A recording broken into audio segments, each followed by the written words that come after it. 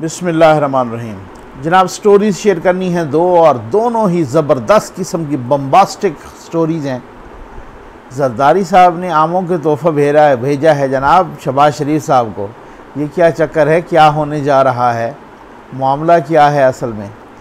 और फिर उसके बाद ये भी डिस्कस करेंगे दूसरी स्टोरी कि पाकिस्तान इतनी एफ़र्ट्स के बावजूद फिर भी FATF की ग्रे लिस्ट से क्यों ना निकल सका। ये बहुत बड़ा सवालिया निशान है, इस पर बहुत डिटेल्स बात करेंगे। पहले आ जाए जनाब जरदारी साहब और शहबाज शरीफ साहब की बढ़ती कुर्बतें। हाँ जी, इससे पहले आपको याद है ना बिलावल साहब ने किस तरीके से मोहब्बत की पींगें रसाई शहबाज शरीफ साहब के साथ, और कहा, यहाँ तक कह दिया कि हमारे जितने मेंबरान हैं MNAs वो सारे के सारे शहबाज शरीफ साहब के हवाले। ठीक है, तो क्या बात है। ठीक है, अच्छा, क्या इसमें अब ये पता चला है रिपोर्टेडली कि जरदारी साहब ने बिलावल हाउस लाहौर में बैठकर शहबाज शरीफ साहब को 15 आमों की पेटियों का तोहफा भेजा है। बता रहे हैं बहुत सारे पीपल्स पार्टी के रहनुमा भी कि भाई पहल कर दी है जरदारी साहब ने, मोहब्बत की, दोस्ती की, हाथ बढ़ाया है। ठीक है ना। अब वहाँ से क्या जवाब आता है, लेकिन मुझे पता चला है अपने अंदरूनी ज़राए से कि दोनों तरफ से रहनुमाओं की मुख्तलिफ रहनुमाओं की कोशिशें हो रही हैं, उनकी भी और इनकी भी, कि जल्द अज जल्द ये मुलाकात हो जाए इसी बिलावल हाउस में, या शहबाज शरीफ साहब के पास वो चले जाएं या शहबाज शरीफ साहब उनके पास आ जाए। कुछ तो है डेफिनेटली। फिर उसके बाद ना मुख्तलिफ़ चीज़ों को के ताने बाने मिला के देखा जाता है। ये भी है कि मैं बताऊंगा कि मौलाना साहब क्यों नाराज़ हैं शहबाज शरीफ साहब से। वो चीज़ों के ताने बाने इस वजह से, वो जैसे कहता होता हूँ ना कि डार्ट्स मिलाइए। PTI यकदम यानी अचानक आपने देखा होगा कि शहबाज शरीफ साहब पे, हमजा शहबाज पे गरम है बहुत, उधर से जरदारी साहब पे भी गरम है बहुत। ठीक है, यानी कि वो उनको भी टारगेट कर रहे हैं और इनको भी टारगेट कर रहे हैं। अचानक ही भड़क गए हैं शहबाज शरीफ साहब और हमजा शहबाज साहब पे, और FIA को पीछे लगा दिया। और उधर से जरदारी साहब की जनाब वो रोज़ के जहाँ आर्टिकल वो 141A लगाना पड़ेगा, पता नहीं क्या क्या लगाना पड़ेगा। वो अपना फवाद चौधरी साहब कह रहे हैं वहाँ पर वो सिंध ये खा गया, वो खा गया, वो कर गया। तो वहाँ पर भी बड़ी एक इस तरह की बातें हो रही हैं। और अचानक वो जरदारी साहब पे भी, पीपल्स पार्टी पर भी, मुराद अली शाह पर भी भड़क उठे, और इधर शहबाज शरीफ और इस पर। तो हमेशा यही होता है ना कि जहाँ से खदशा होता है, जहाँ से ख़तरा होता है वही। तो ये इतनी आम और मामूली बात तो नहीं है। इससे पहले आप ज़रा वो डार्ट्स भी मिलाई है कि जरदारी साहब से परवेज़ इलाही साहब की मुलाकात, उससे पहले ये डार्ट भी मिलाइए, ये भी डार्ट्स मिला दीजिए कि हमजा शहबाज साहब की परवेज़ इलाही से मुलाकात। तो ये सारी मुलाकातें और ये ताने बाने और ये पता नहीं क्या क्या डार्ट्स जो मिल रहे हैं, यही डार्ट्स ख़तरे की घंटी उनको दिखाई दे रहे हैं अपना PTI को अपने लिए। वो बहुत सारी बातें हैं। इसी वजह से एक और भी डार्ट मिलाइए, और वो ये है कि मौलाना साहब, शहबाज शरीफ साहब ने एक ऑल पार्टीज़ कॉन्फ्रेंस बुलाई थी, और वो पहले उसका कोई इस तरह से पता चला था कि वो 24 जून को बुलाई है। यही कि जो इलेक्शन लाज हैं जो गवर्नमेंट इंट्रोड्यूस करा रही है और बिल पास किया है इलेक्शन लाज, इलेक्शन बिल, उसके ख़िलाफ़ वो ऑल पार्टीज़ कॉन्फ्रेंस मौलाना साहब ने बिल्कुल जनाब वो कह रहे हैं ना कि टुक्का सा इनकार कर दिया है। ठीक, अच्छा, उन्होंने कहा कि नहीं, मैंने नहीं आना। हो सकता है PDM का वफद एक कर्टसी के तौर पे शिरकत करे, लेकिन मौलाना साहब ने कहा है कि नहीं। हमने पता किया भाई क्या वजह है बहुत सारे सहाफ़ती ज़राए भी बता रहे हैं, और पता किया कि क्या वजह है, तो कह रहे हैं कि जनाब मौलाना साहब ने ये कहा है कि शहबाज साहब ने की पीपल्स पार्टी के साथ कुर्बतें बढ़ गई हैं। पीपल्स पार्टी ने जो PDM के अंदर गलती की थी, वो जो PDM के मुआहदों को तोड़ा और फिर PDM ने पीपल्स पार्टी को निकाल दिया, तो उन्होंने पीपल्स पार्टी ने कोई माफ़ी नहीं मांगी, कोई माज़रत नहीं की, कोई एक्सप्लेनेशन नहीं दी, कोई वजाहत नहीं दी।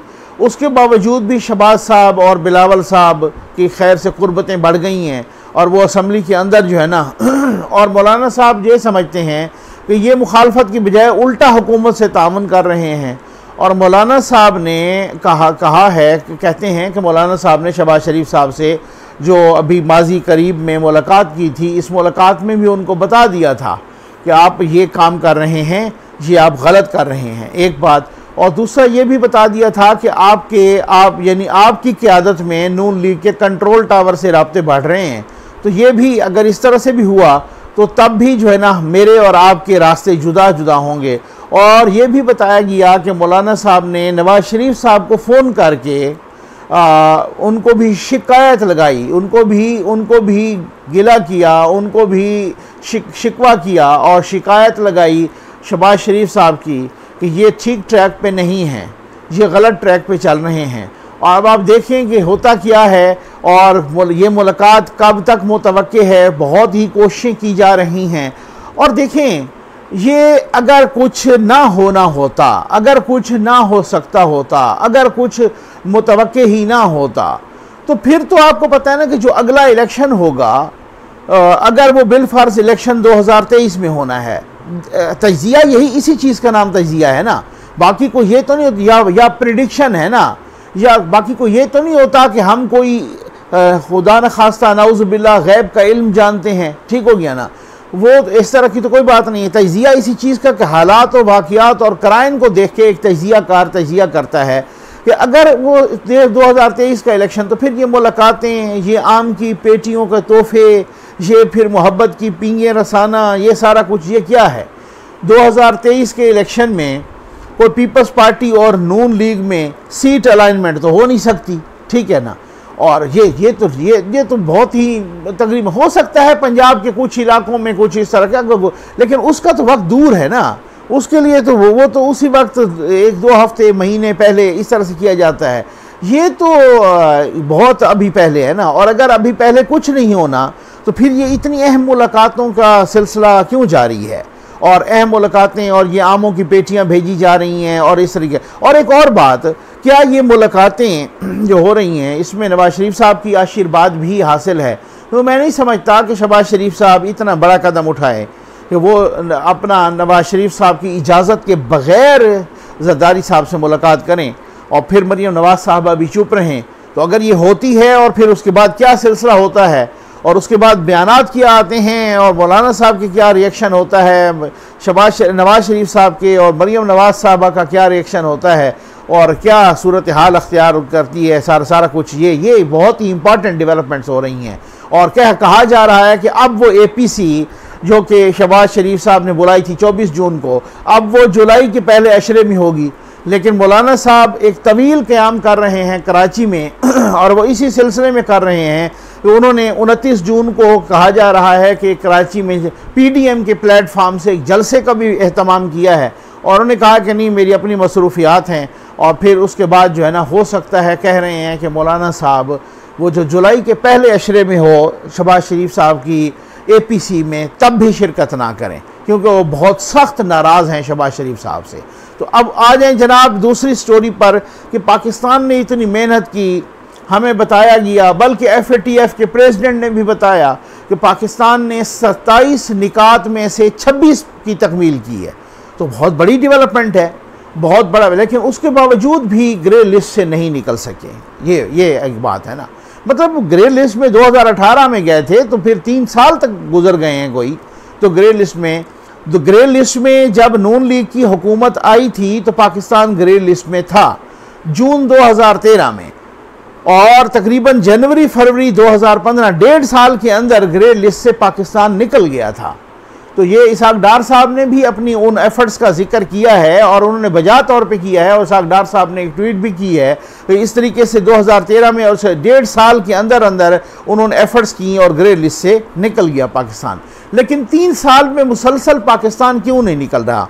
अच्छा, इसमें 2 पहलू हैं। कुछ लोग तो ये कह रहे हैं, जो PTI के हुकूमत के या हुकूमत के कारिंदे या फिर इस तरीके से वो जो हुकूमती अपना फेवर करने वाले सोशल मीडिया पे बैठे हैं, वो कह रहे हैं जी देखें अमेरिका को अड्डे नहीं दे रहे खान साहब, तो वो फिर जो है ना इस तरीके से ग्रे लिस्ट में, हम नहीं देंगे अड्डे, हम ये करेंगे वो करेंगे, तो ग्रे लिस्ट में तो रहेंगे, ठीक है ना।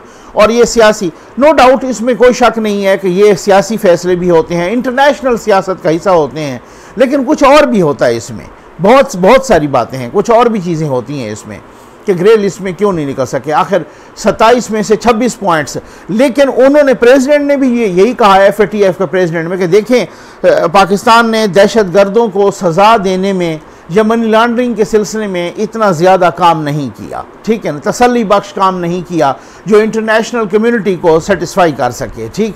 अच्छा, ये एक बड़ी इस तरह की बात, क्योंकि बात ये है कि नो डाउट कुछ लोग कहते हैं कि बरतानिया में क्या मनी लॉन्ड्रिंग नहीं है, और मुल्कों में, यूरोप के और मुल्कों में, अमेरिका में मनी लॉन्ड्रिंग नहीं है, रशियन माफिया फला जगह पे क्या वो इस तरीके से सरगर्म नहीं है। बिल्कुल है, नो डाउट है, लेकिन यहाँ पर भी मामलात इस तरह के हैं कि यहाँ पे एक अजीबो गरीब सी सूरत हाल है। दूध के धुले वो भी नहीं है और दूध के धुले फिर हम भी नहीं है, हम अपनी आदत की वजह से कुछ इस तरह से हैं। अब देखिए ना, मैं आपको एक मिसालें दूंगा कुछ। हम FATF की पहली बात ये है, बड़ा क्लियर कट मैसेज है और ये क्लियर कट होना चाहिए कि FATF से अल्लाह करे पाकिस्तान निकल जाए, चाहे वो इमरान खान साहब की क़यादत में निकले, चाहे वो नवाज शरीफ साहब की क़यादत में निकले, चाहे वो जरदारी साहब की, मौलाना साहब की, किसी की क़यादत में निकल जाए, क्योंकि FATF में होने से पाकिस्तान को नुकसान है। FATF में होने से, लिस्ट में, ग्रे लिस्ट में होने से पाकिस्तान की मईशत को नुकसान है। मईशत में मुख्तलिफ़ किस्म की कदगनें लगती हैं, नई नई शराइत लगती हैं, नए नए कंडीशन आयद होती हैं, और तो और आप देखिएगा तो सही, आप मेरी इस चीज़ की गवाही देंगे, पाकिस्तान के वो आम शहरी जो कि बैंकों में जाते हैं, उनकी बेचारों की क्या यार वो इन्वेस्टिगेशन हो रही है, इंक्वायरीज हो रही हैं, पता नहीं क्या क्या उनको जलील ख्वार किया जा रहा है, लाइन में लग रहे हैं, पता नहीं कोई 8-8, 10-10 पेपरों पे साइन हो रहे हैं। आप एक अपने अकाउंट का चेक भरें, आप यकीन करें कि उस चेक की पता नहीं क्या वेरिफिकेशन, तो ये क्या है, ये अल्लाह माफ़ करे, ये जलालत नहीं है तो ये क्या है शहरियों के लिए। ये वो मासूम शहरी जिनका किसी से कोई ताल्लुक नहीं है किसी चीज़ से, वो उनको जो है ना, वो जो उसकी वजूहात हैं। देखें, हुकूमत पाकिस्तान जब तक सियासतदानों के पीछे लगी रहेगी, अपने अपोनेंट्स के पीछे लगी रहेगी मनी लॉन्ड्रिंग के सिलसिले में, फ़लाँ गद्दार है तो फ़लाँ मनी लॉन्ड्रर है, जनाब उसने हमजा शहबाज ने मनी लॉन्ड्रिंग की, उसने मनी लॉन्ड्रिंग की, अपना ख्वाजा आसिफ ने, वो बाहर आ गए खैर से, वो रिहा हो गए ज़मानत पे। आसिफ जरदारी ने मनी लॉन्ड्रिंग की, नवाज शरीफ ने मनी लॉन्ड्रिंग की, मरियम नवाज ने मनी लॉन्ड्रिंग की, फ़लाँ ने मनी लॉन्ड्रिंग की। तो जिसने मनी लॉन्ड्रिंग की होती है वो बच जाता है, और आप जो है ना इस तरीके से, और चूंकि उन्होंने मनी लॉन्ड्रिंग की नहीं होती, या तो आपने किसी और चीज़ को मनी लॉन्ड्रिंग का नाम दिया होता है, अपनी सियासी मुखालफत, अपना सियासी स्कोर, अपना ज़ाती स्कोर सेटल करने के लिए, ठीक है ना, आपने उस चीज़ को वो किया होता है, अपना कभी नैब को लगा दें, नैब थक जाए तो FIA को लगा दें, वो साबित नहीं होती। अब आप यकीन कीजिए कि कह रहे हैं कि पता नहीं कितने 2700 समथिंग मनी लॉन्ड्रिंग के केसेस, जिसमें सिर्फ इन्वेस्टिगेशन 400 समथिंग पे हुई, कन्विक्शन सिर्फ एक को हुई। उसकी वजह ये होती है ना कि जब आप ज़ाती अनाद की और बुग़्ज़ की बुनियाद पे मनी लॉन्ड्रिंग के मुकदमे कायम करेंगे तो फिर साबित तो नहीं होंगे, फिर साबित नहीं होंगे तो वो कहेंगे आप सज़ा नहीं दे रहे किसी को। आप जो रियल सेंस में मनी लॉन्ड्रिंग में मुलविस हैं लोग, अगर आपने उनके खिलाफ कार्रवाई की होती, आप तो उठा के कभी राना सनाउल्लाह के ब्रीफ केस कहते हैं कि ये जनाब जाके चर्स और हीरोइन लेके जा रहे थे। अब ये अगर हालात होंगे तो फिर तो डेफिनेटली वो जो 400 हीरोइन वाले असल वाले होते हैं वो बच जाएंगे। चूंकि आपने उनको मूंछों से पकड़ के जेल में डालना है तो किसी तरीके से कोई बहाना तो करना ही है आपने, और आपने उन पे चार्ज डाल दी। फिर उसके बाद वो किधर गया वीडियो, और वो किधर गया जो है ना स्टेटमेंट, और वो किधर गया जान अल्लाह को देनी है। ये तरीकाकार जो है ना, अब ये बहुत ही अच्छा। दूसरी बात ये है कि अभी हाफिज सईद और दूसरे तीसरे आपके लिए दहशतगर्द हैं, आपके लिए आपने उनको नज़रबंद भी किया है, आपने उनको कैद भी किया है, आपने उनके असासे अकाउंट्स मुंजमद भी किए हैं, लेकिन यही पहले थे जो हमारे हीरो थे। हमारे हीरो से मुराद मैं ये कह रहा हूँ, आप मुशर्रफ साहब के 1 साल पहले तक के इंटरव्यूज ज़रा सुन लें। मैं बुनियाद इस पर फैक्ट्स की बुनियाद पे बात करता होता हूँ। मुशर्रफ साहब के इंटरव्यूज ज़रा सुन लें, वो कहते हैं ये तो हमारे हीरो हैं हाफिज सईद साहब, ये तो जमात दावा और लश्कर तैयबा और ये तो हीरो हैं, ये तो मुजाहिदीन हैं। जब आप इनको मुजाहिदीन और हीरो कहेंगे और फिर उसके बाद दुनिया इनको क्या कहेगी, अक़वाम मुत्तहिदा उन पे पाबंदियाँ लगाएगी, अमेरिका उन पे पाबंदियाँ लगाएगा, इंडिया उनके खिलाफ होगा, इवन चाइना भी बहुत सारे मौक़ों पर आपकी हिमायत करने से कासिर होगा, तो फिर क्या दुनिया हमें FATF के ग्रे लिस्ट में नहीं रखेगी तो क्या होगा। मुशर्रफ साहब 1 साल पहले तक यही इंटरव्यू देते रहे, अभी 6 माह पर जब तक वो बोलने के काबिल रहे हैं, जब तक वो टीवी पे आने के काबिल थे, उस वक्त तक जनाब वो फिर जो है ना वो उस हवाले से वो कहते रहे कि ये हमारे हीरो हैं, ये तो हमारे मुजाहिद हैं, ठीक है ना। गो कि उन्होंने अपने दौर में उन पर पाबंदियाँ लगाई थी, लेकिन उठ के अच्छा अब मैं एक आम बंदा हूँ या सहाफ़ी हूँ या एक ले मैन हूँ या मिसाल के तौर पर पाकिस्तान का शहरी, मुशर्रफ साहब एक ख़ास हैं। मुशर्रफ साहब आम बंदे नहीं हैं। मुशर्रफ साहब इसके जनरल परवेज़ मुशर्रफ साहब पाकिस्तान के आर्मी चीफ रहे, पाकिस्तान के प्रेसिडेंट रहे, जिस तरह से भी रहे, ठीक है ना, वो स्याह सफ़ेद के मालिक थे, उस तरह का बंदा। अच्छा फिर उसके बाद जब वहाँ से वो इस तरह का स्टेटमेंट देगा तो फिर कम अज़ कम बहुत सारे लोग समझेंगे भाई पाकिस्तान के रियासती इदारों की अभी तक भी यही पॉलिसी है, और ये थ्रू आउट द वर्ल्ड होता है भाई। जब इस तरह से CIA के डायरेक्टर्स रिटायर होते हैं, वो कोई किसी चीज़ का इस तरह के इजहार करते हैं, कुछ और एजेंसियों के लोग, कुछ और ज़ोमा इस तरीके से, तो ये समझा जाता है कि फिर यही हुकूमत की आवाज़ है, यही रियासत की आवाज़ है। तो वो जनाब वो कहते रहे, फिर उसके बाद आप शिकवा करते हैं कि फिर अभी ये 2 रोज़ की बात है कि आपने ट्विटर पे ट्रेंड देखा, पाकिस्तान में ट्विटर पे ट्रेंड चला, तालिबान आर गार्डियंस, ठीक है ना, तालिबान आर आवर गार्डियंस या तालिबान आवर गार्डियंस, ठीक है ना।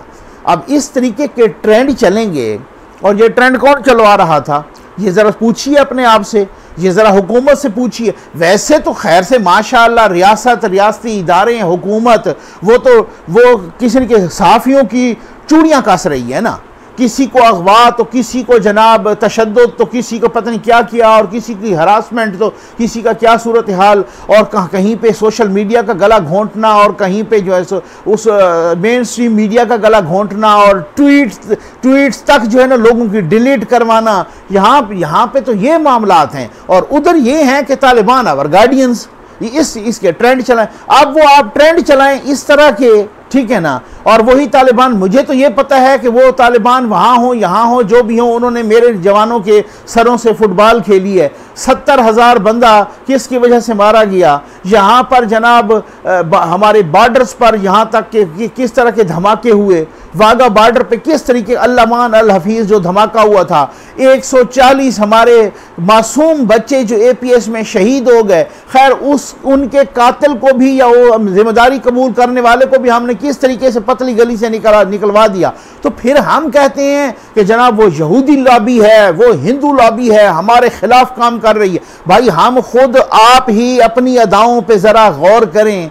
हम अगर, वही शायर वाली बात है कि हम अगर अर्ज करेंगे तो शिकायत होगी, हमें भी कम अज़ कम अपनी अदाओं पर ये गौर करना चाहिए। कोई और इससे हम कहीं वही वाली बात है ना कि हम औरों से तो बड़ा शिकवा कर रहे हैं, तो वो वही जैसे शायर ने कहा था कि शिकवाए जुल्मते शब से तो कहीं बेहतर था अपने हिस्से की कोई शम्मा जलाते जाते। भाई अगर वो यहूदी लॉबी आपके खिलाफ वो करेगी, पूरी एक लॉबीज़म करेगी और ख़िलाफ़ होगी, या हिंदू लॉबी एक आपके ख़िलाफ़ चलेगी, तो आप उनसे क्या एक्सपेक्ट करते हैं? आपके लिए फूल लेके खड़े हों? आप अपनी अदाओं पे गौर करें, आप अपने हिसाब से। हमें चाहिए कि हम जो है, यही चीज़ तो थी डॉन लीक्स में, कि जब खुद जो है ना डॉन लीक्स क्या थी, मेरी पूरी वीडियो इसमें मौजूद पड़ी है, कि जब वो कहा था कि बाहर के वफद आया और वो फॉरेन ऑफिस का, और उन्होंने उस मीटिंग में, अहम तरीन मीटिंग में बताया और कहा कि जनाब इस तरह से पूरे मुल्क बाहर के कह रहे हैं कि या तो दहशत गर्दों के खिलाफ जो है ना कार्रवाई करो,